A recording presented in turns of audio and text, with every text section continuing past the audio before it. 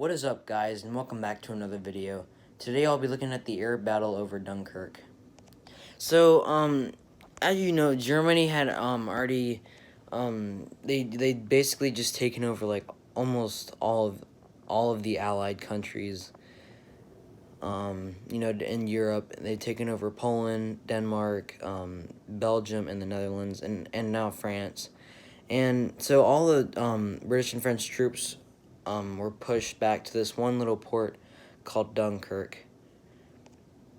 And so Hitler had kind of actually messed up on this, and he'd ordered all of his tanks to a complete stop. They just ordered them to stop, not advance anymore. And and then he'd ordered the Luftwaffe to continue bombing the Allied troops on the beaches of this beach right here. And as you can see, this was right along the border of Belgium and France, and this gray area represents the the area that the Allies had still had control over. And so Winston Churchill had basically just said any boat, because they didn't really have a lot of Royal Navy ships left after the bombing, and they kind of needed time to rebuild after. But anyway, so Winston Churchill had ordered any ship that can get across the channel, and it was actually the shortest part of the English Channel. Just any boat that could get across, go to Dunkirk and pick up as many troops as you can fit inside your boat and get them back. Basically, that's what he said. Even, rowing from everything to like Royal Navy cruisers, destroyers, medical ships, civilian ships, even rowing boats. They were pretty desperate. So I'll be looking at the air battle of Dunkirk during this time. So obviously the only air force that really saw combat was the RAF. Cause there was a little part of the French Air Force that was still left.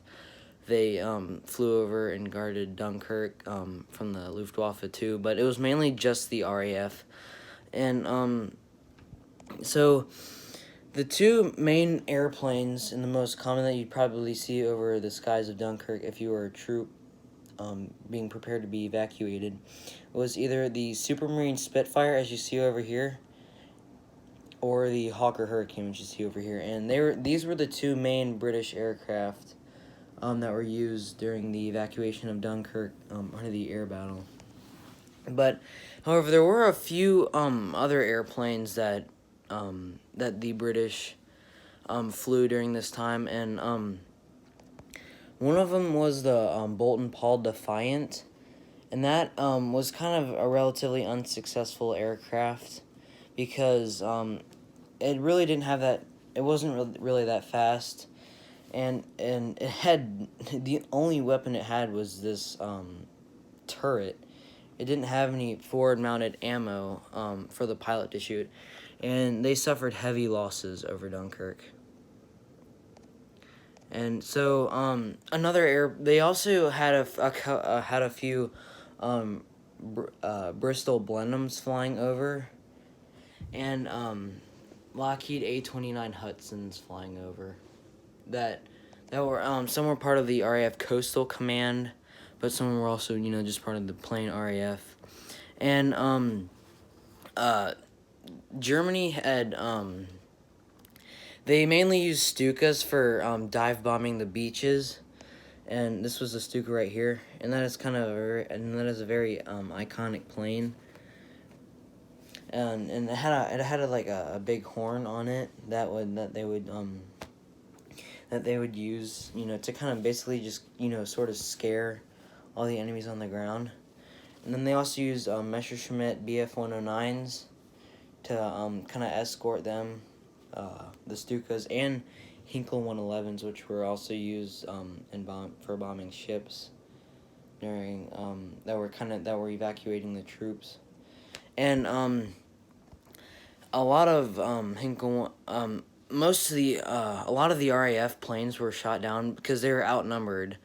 you know, they were outnumbered a lot because the Luftwaffe had tons of experience from the Spanish Civil War in 1937. You know, the RAF, you know, they had some good airplanes. I mean, the Hawker Hurricane and the Supermarine Spitfire were probably the best airplanes, or one of the best some of the best airplanes in the European theater of that time. But I mean, their pilots were just didn't have the experience that the Luftwaffe had.